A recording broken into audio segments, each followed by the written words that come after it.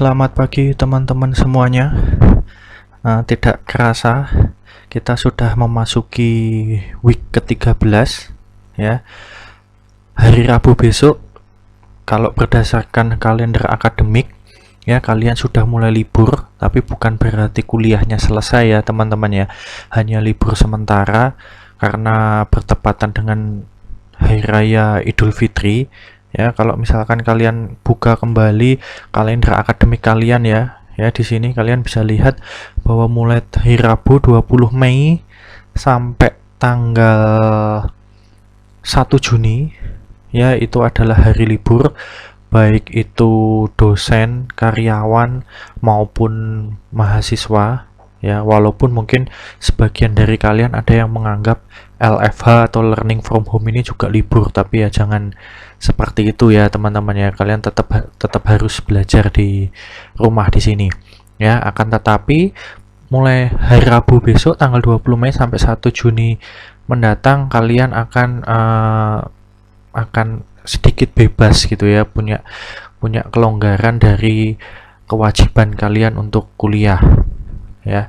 Sehingga ya kalian juga tolong diingatkan teman-teman buat para dosen yang lain ya, siapa tahu hari Rabu, Kamis atau Jumat besok itu masih mengadakan kuliah ya, seharusnya tidak boleh ya, sehingga kalian bisa komplain ke dosen kalian jika hari Rabu, Kamis, Jumat ya tanggal 20 sampai 22 Mei atau bahkan 25 sampai 29 Mei masih mengadakan kuliah, karena itu waktunya libur gitu ya. Kalian berhak untuk komplain ya, kalian punya hak untuk komplain di sini ya, sehingga kita juga sama-sama enak ya teman-teman ya. Kemudian perkuliahan akan masuk lagi tanggal 3 Juni itu Rabu gitu ya. Nah, sedangkan tanggal untuk pertemuan terakhir kita untuk di perkuliahan MABD ini akan ada di tanggal 9 Juni. 9 Juni, setelah itu ada 3 hari tenang. Tanggal 15 Juni mulai UAS di sini. Ya. Itu teman-teman yang mungkin harus saya sampaikan di sini, karena kenapa ada sebagian dosen itu yang karena mungkin bekerja di rumah ya, kami para dosen juga work from home di sini, ada yang lupa tentang kalender akademik ini, sehingga ada yang contohnya kasusnya kemarin tanggal 7 Mei ya. 7 Mei itu harusnya kan hari raya Waisak ya, hari raya Waisak, tapi ada dosen yang masih mengadakan kuliah di situ gitu ya. Nah, seharusnya itu tidak diperkenankan seperti itu. Kalian punya hak untuk komplain di situ ya. Oke, teman-teman, kembali lagi ke kuliah kita hari ini. Hari ini kita akan membahas yang namanya adalah execution plan and database engine tuning advisor. Ya, ini apa sih sebenarnya gitu ya? Yang pertama, tapi kita akan membahas dulu tentang apa itu execution plan ya. Tentang execution plan itu apa di sini.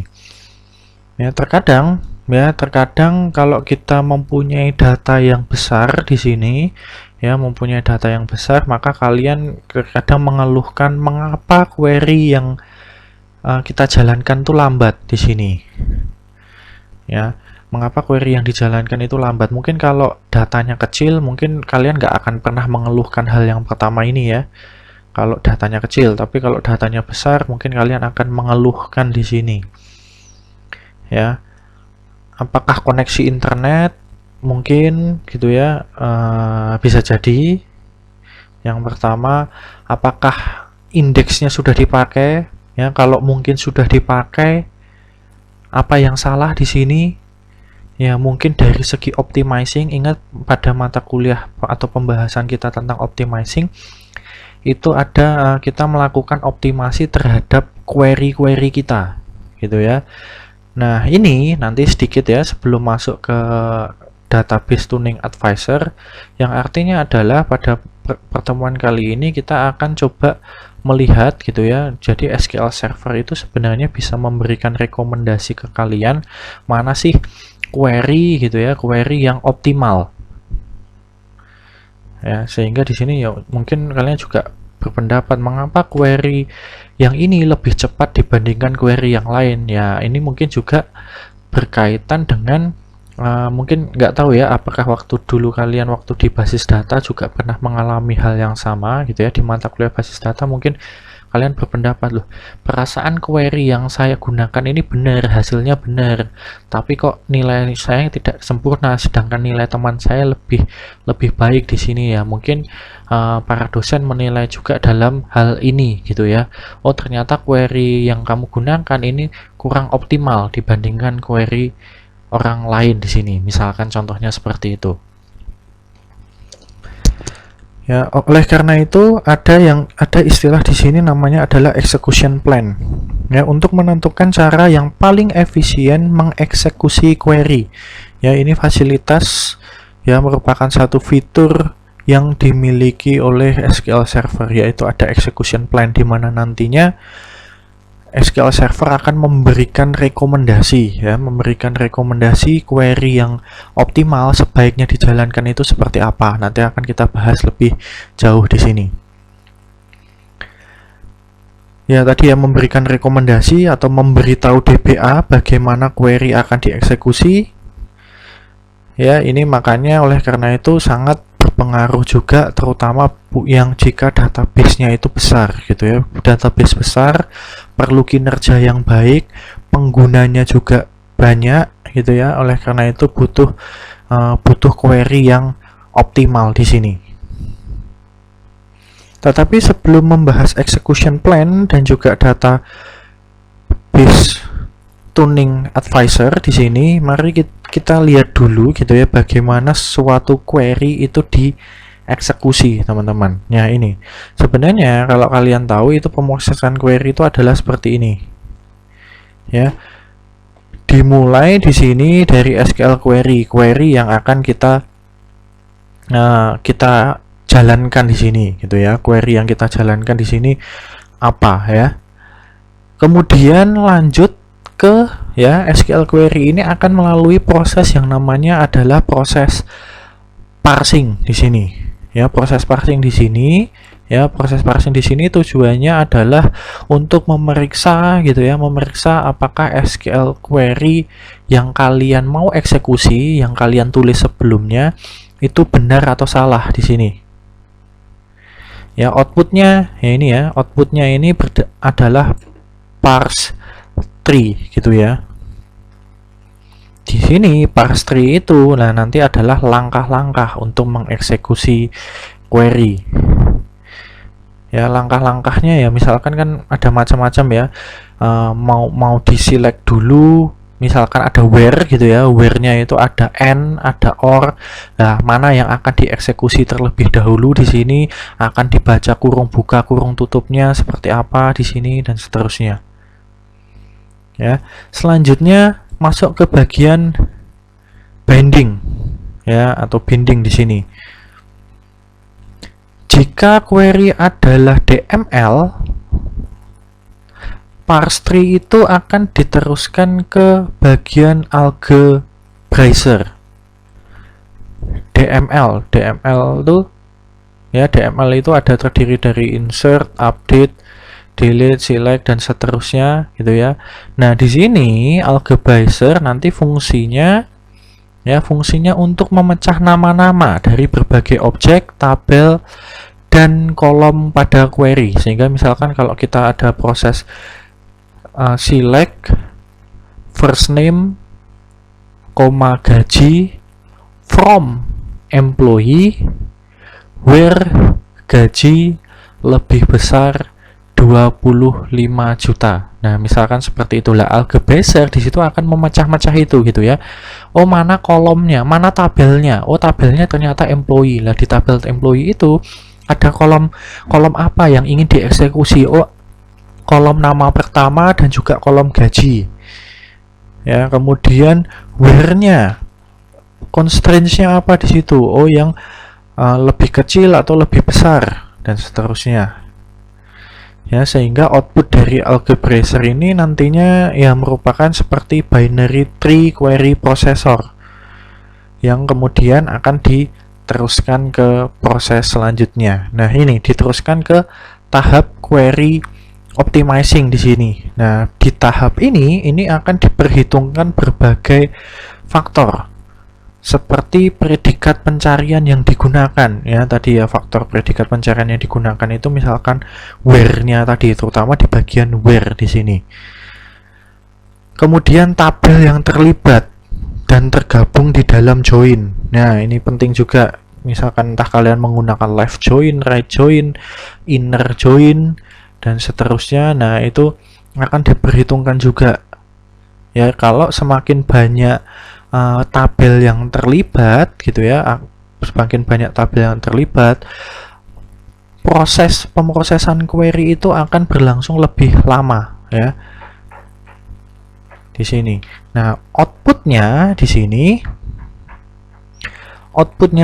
adalah execution plan. Nah, inilah outputnya di sini adalah execution plan, teman-teman. Nah, execution plan ini berada proses yang bukan proses ya, tapi output dari query optimizing ini, execution plan di sini. Ya, setelah itu baru masuk ke query execution. Ya, setelah suatu query itu dinilai optimal, maka query tersebut akan dieksekusi dan akan menghasilkan suatu tampilan atau hasil di sini.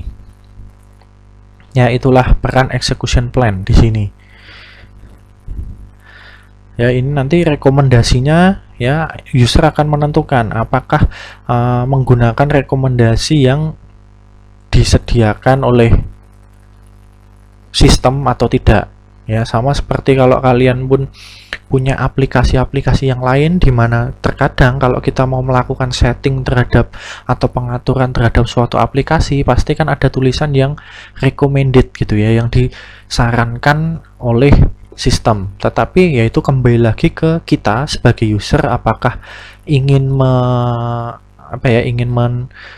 menerima gitu ya, menerima atau menyetujui usulan atau saran yang diberikan oleh sistem, yaitu tergantung dari kita masing-masing, preferensi dari kita masing-masing di sini.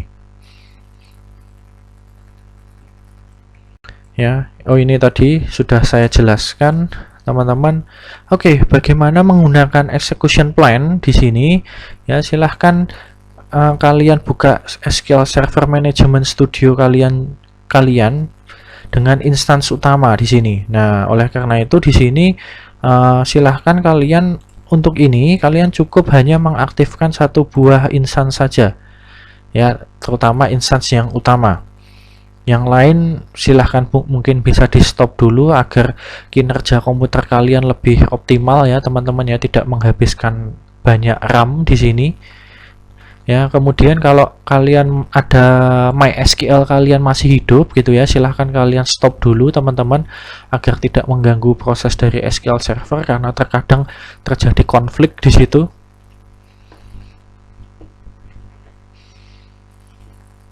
Oke, kalau sudah masuk ke SQL Server Management Studio kalian, ya login sebagai instance utama, terutama SA gitu ya. Dan pastikan di sini kalian sudah punya database employee sebelumnya. Ya, kalau di pertemuan sebelumnya itu ada terjadi mirroring, teman-teman, yaitu kalian bisa melakukan stop ya, teman-teman ya.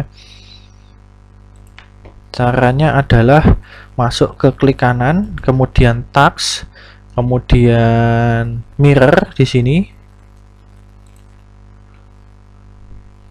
Oh, sorry, bukan ini ya, bukan monitoring ya. Tags, kemudian mirror. Ya, jika proses mirroring kalian masih berjalan, silahkan kalian stop. Nah, di sini ada bukan stop ya, tapi remove ya, dihilangkan saja di sini, atau mungkin kalian bisa pause kalau nggak mau menghilangkan proses mirroringnya.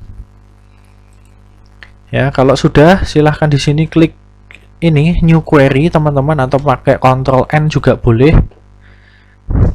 Nah, ini kita coba menggunakan yang sederhana saja, query yang sederhana.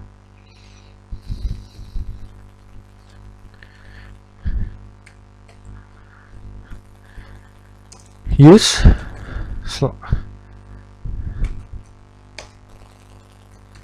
Go artinya use adalah menggunakan database employee, kemudian go jalankan, kemudian select bintang from project misalkan. Kemudian execute di sini, atau kalian bisa menekan F5 di keyboard kalian. Ya, setelah itu ya, untuk melihat execution plan-nya kalian bisa pakai Ctrl L ya, atau mungkin kalian bisa langsung di sini, teman-teman. Ya, ada keterangannya display estimate execution plan di sini. Klik.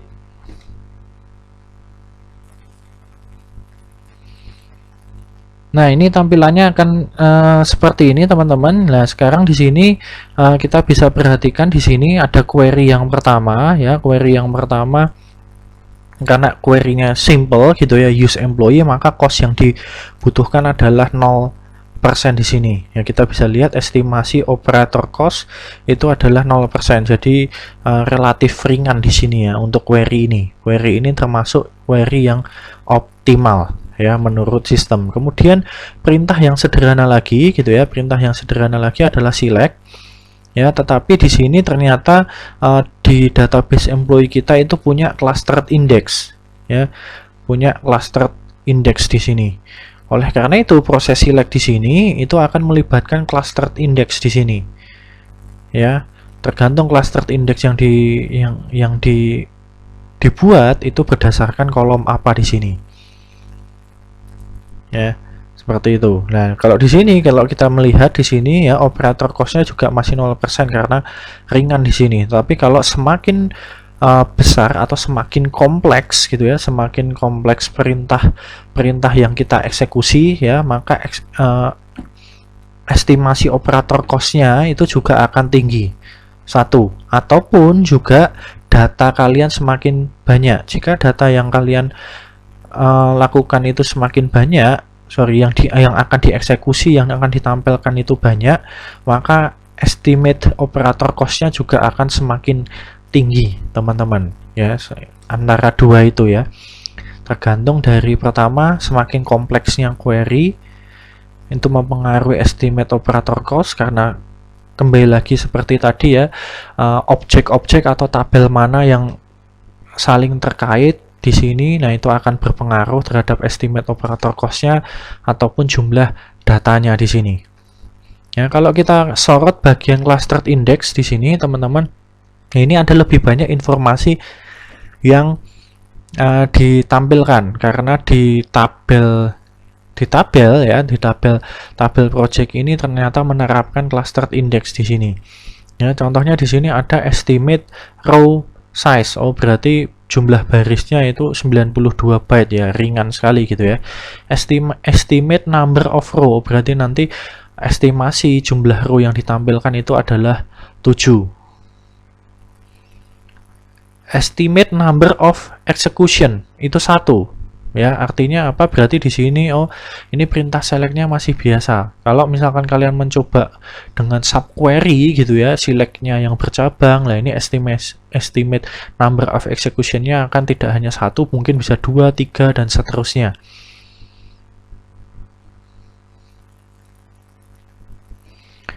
Dan juga yang lainnya. Ya, ini untuk melihat execution plan-nya di sini. Oh, ternyata, nah di sini nanti kalau misalkan hasilnya seperti ini, teman-teman ya, hasilnya seperti ini, karena ini kebetulan cost-nya adalah 0%, berarti ringan gitu ya, berarti query ini ringan. Oke, berarti query ini sudah optimal, bisa kita simpulkan sudah optimal. Tetapi jika estimasi cost-nya ya, jika cost yang dibutuhkan di sini ya, terutama di sini ya, estimasi cost-nya ini ternyata cukup tinggi gitu ya, misalkan 50%, 70% dan seterusnya, maka langkah selanjutnya adalah kita melakukan database engine tuning advisor atau disingkat DTA. Ya. DTA itu sebenarnya apa gitu ya? DTA itu sebenarnya apa? Tujuannya adalah meneliti bagaimana query itu diproses dalam database. dan memberikan rekomendasi. Ya, kunci utamanya adalah ini, memberi rekomendasi untuk peningkatan kinerja query. Ya, berdasarkan apa? Berdasarkan analisis kita di bagian execution plan. Jadi execution plan dan juga DTA itu adalah pasangan ya teman-teman ya, pasangan yang saling melengkapi di sini ya, pasangan yang saling melengkapi di sini. Kalian yang di sini yang punya pacar harus juga saling melengkapi ya, teman-teman ya, melengkapi dalam hal positif di sini, teman-teman ya, jangan yang negatif di sini. Ya, oke, kembali lagi ke sini gitu ya. Sehingga intinya adalah execution plan di sini itu adalah sistem akan menganalisis query yang kita jalankan itu optimal atau tidak ya. Jika optimal, ya sudah bagus di sini gitu ya.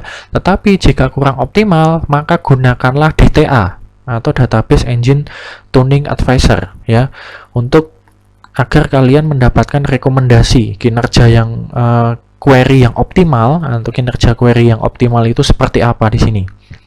Ya, bagaimana contoh menggunakan DTA ya. Di sini saya tidak menggunakan database employee lagi ya. Untuk praktek kita mungkin kalian bosan employee lagi ya gitu ya database yang digunakan. Oke, di sini saya sudah menyediakan teman-teman satu buah database, namanya adalah AdventureWorks 2014.pak. Ini memang databasenya cukup besar, sekitar 40-an hampir 50 MB gitu ya, sehingga biar kelihatan gitu ya praktek kita hari ini ya. Silahkan kalian buka di ULS dan juga workload.sql ya. Jika kalian mengklik workload.sql itu tampilannya seperti ini, seperti yang saya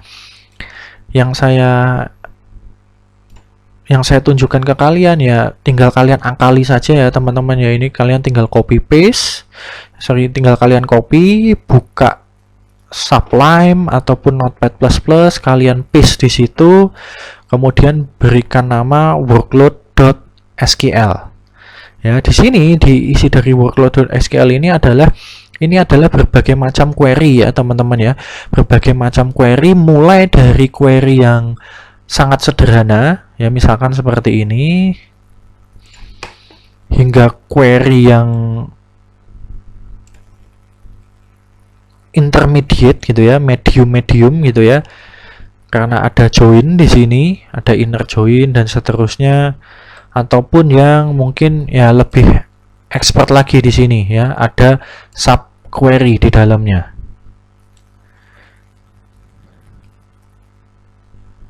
Ya, misalkan seperti ini. Ya, ini ada beberapa sub query, select,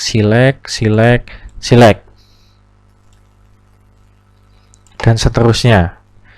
Ya, kita akan coba di sini ya menguji ini gitu ya, kemudian nanti akan melihat rekomendasi gitu ya, rekomendasi dari sistem, dari SQL Server untuk query yang optimal itu seperti apa di sini.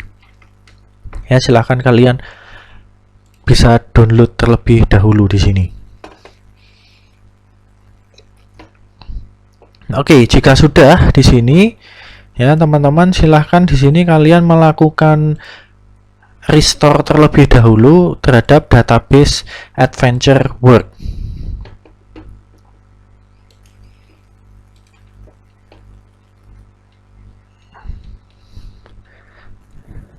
Oke, kita restore terlebih dahulu. Ya, sesuaikan dengan tempat kalian download itu lokasinya di mana, teman-teman.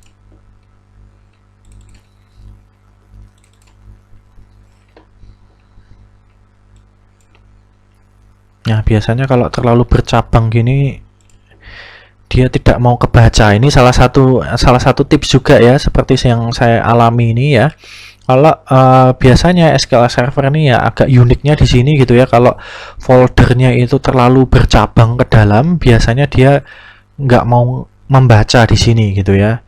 Sehingga misalkan database saya itu ada berada di sini, yaitu mungkin kita bisa pindahkan terlebih dahulu. Paling gampang adalah letakkan di luar gitu ya, luar dari drive kita.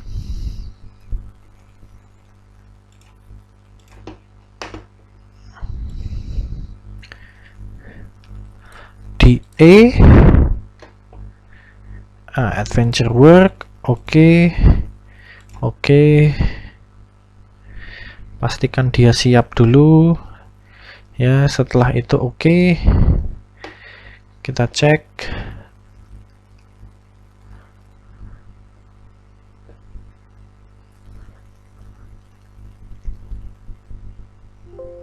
Ya, pastikan proses restore-nya berhasil, teman-teman.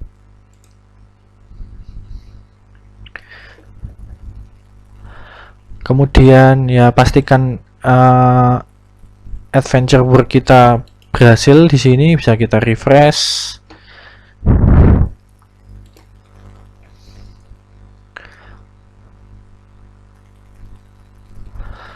Oke, teman-teman. Nah, setelah itu jika restore sudah berhasil, maka di sini kita klik menu tools ya, kemudian pilih database engine tuning advisor. Ya, di tools, kemudian database engine tuning advisor.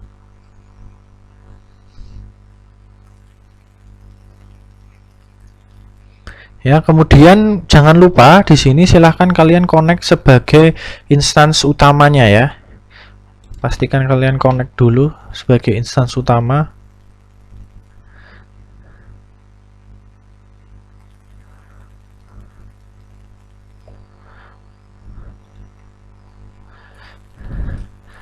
Nah, misalkan session name-nya kalian bisa ketikkan latihan tuning gitu ya. Kemudian pada workload-nya ya, artinya workload itu adalah bisa dalam bentuk macam-macam, bisa dalam bentuk file, dalam bentuk tabel, ataupun dalam bentuk plain text. Tapi di sini kita menggunakan file, yang artinya apa? Kita mempunyai query-query yang akan kita tes gitu ya, yang akan kita uji coba apakah query ini optimal atau tidak. Kemudian rekomendasi dari sistem itu seperti apa untuk query ini menjadi lebih optimal, teman-teman ya. Karena tadi kita sudah punya gitu ya file namanya workload.sql yang sudah saya sediakan di ULS, maka klik file, kemudian di sini ada icon browse gitu ya. Ini silahkan klik kalian icon browse-nya.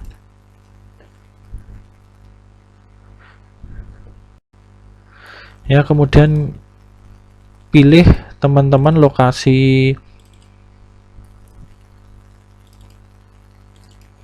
workload tadi ada di mana.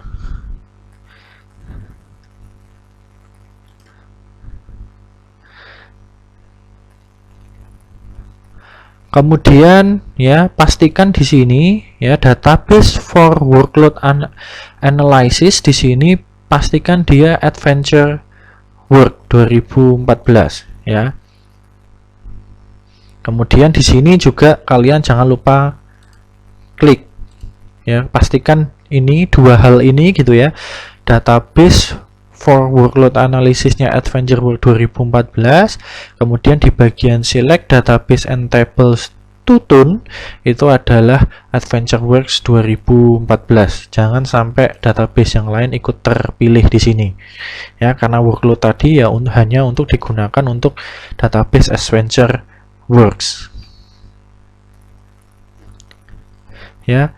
Setelah pastikan semua sudah beres di sini, maka kita klik start analysis di sini ya, klik start analysis ya. Di sini SQL Server akan melakukan analisis teman-teman ya terhadap perintah-perintah SQL kita yang ada di workload.sql tadi.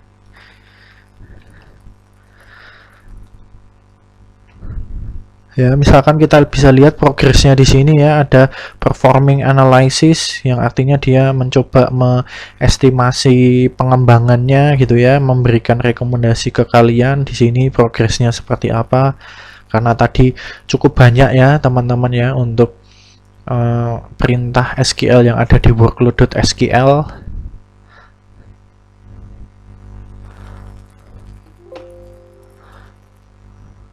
Nah, ini kita bisa lihat di sini teman-teman ya, yang artinya adalah estimate improvement. estimate improvement sebesar 68%, yang artinya adalah ya dari sebagian besar perintah select, ya perintah yang ada di workload.sql ini 68%-nya gitu ya, 68%-nya itu tidak optimal.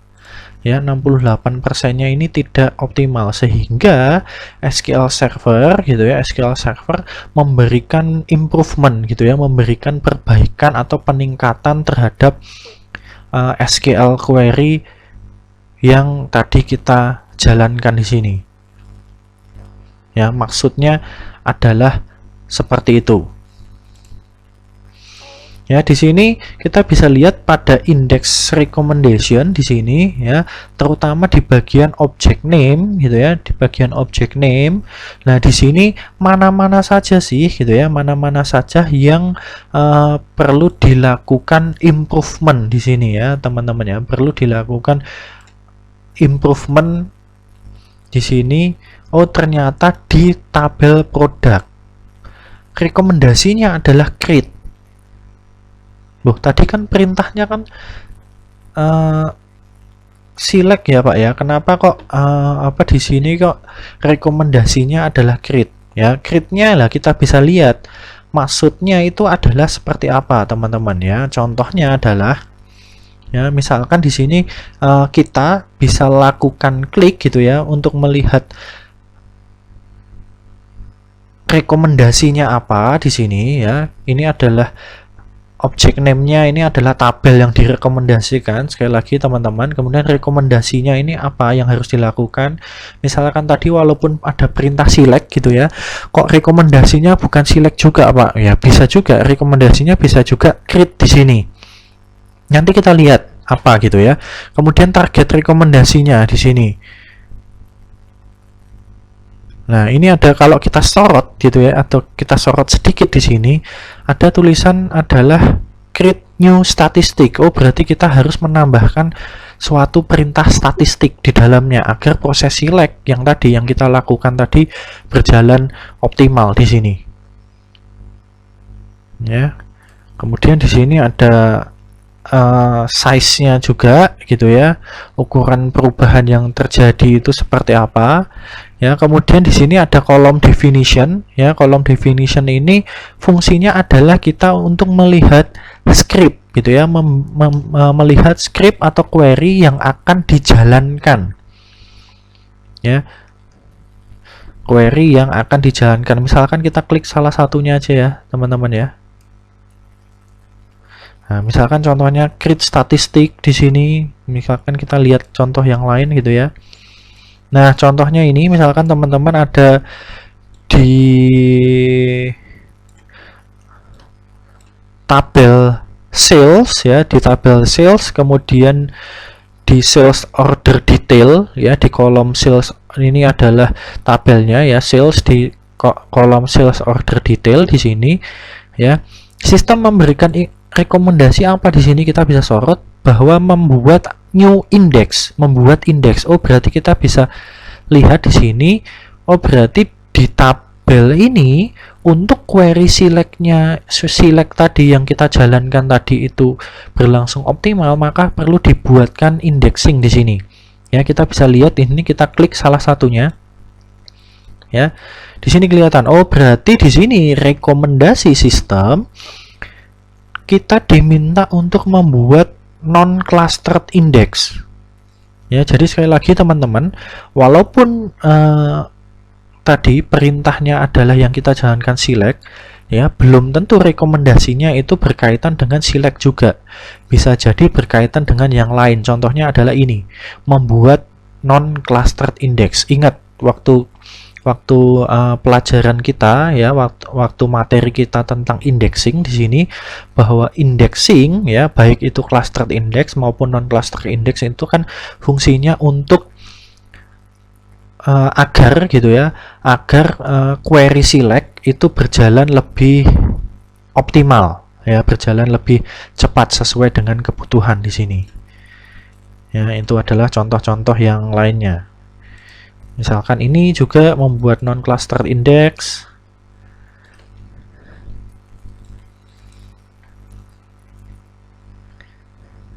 Itu teman-teman ya, makanya tidak selalu rekomendasinya itu berupa perintah select. Tapi oke, berarti berarti kalau rekomendasi sistem adalah seperti ini, kita diminta untuk membuat non clustered index, ya silahkan kalian ingin menyetujui gitu ya, ingin menggunakan rekomendasi ini atau tidak.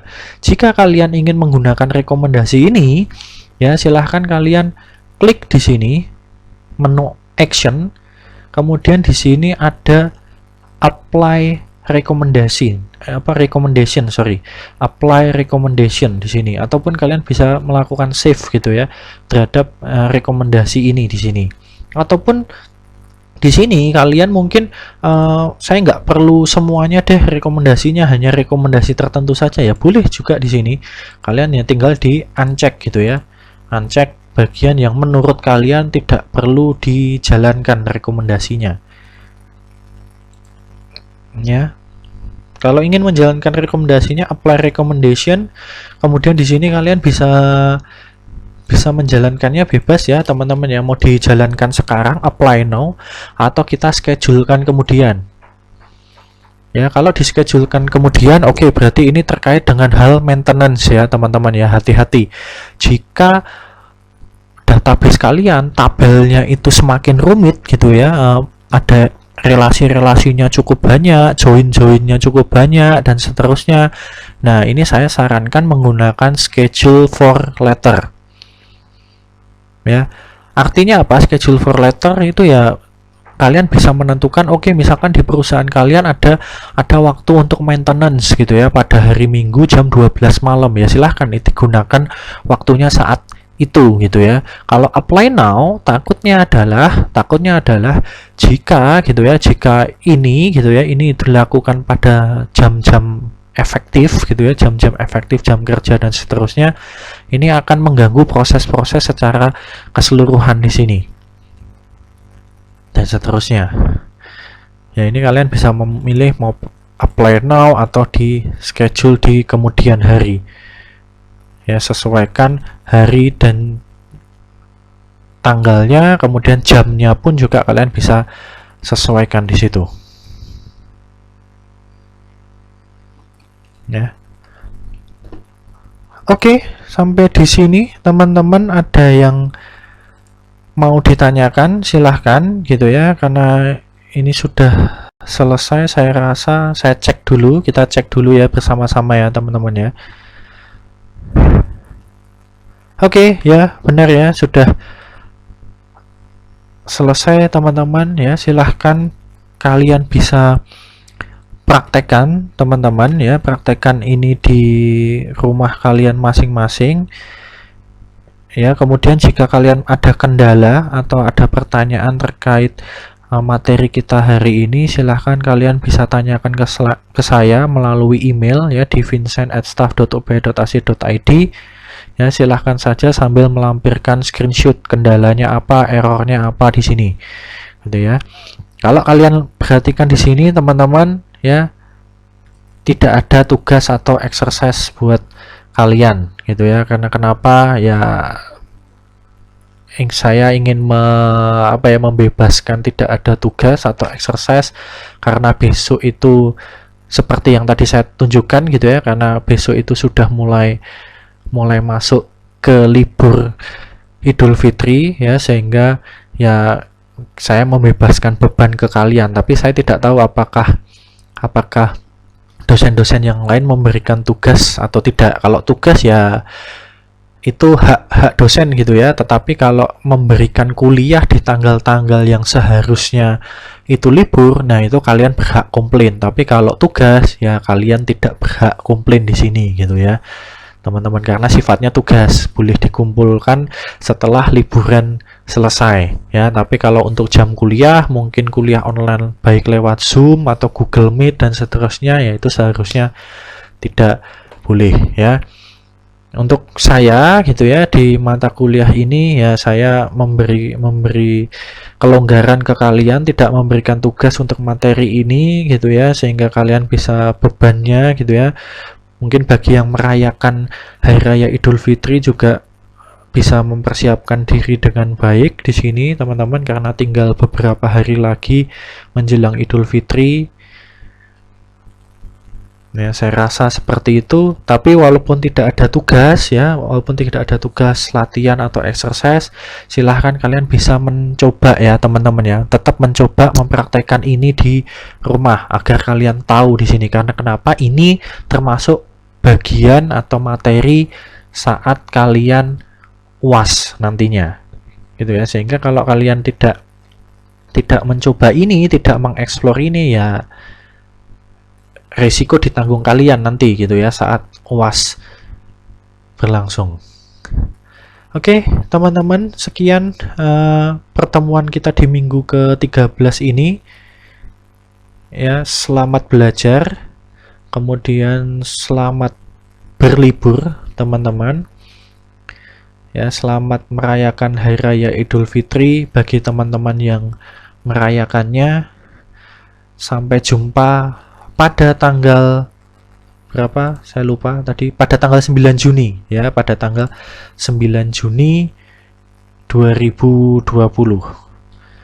Ya, oke teman-teman, terima kasih dan see you.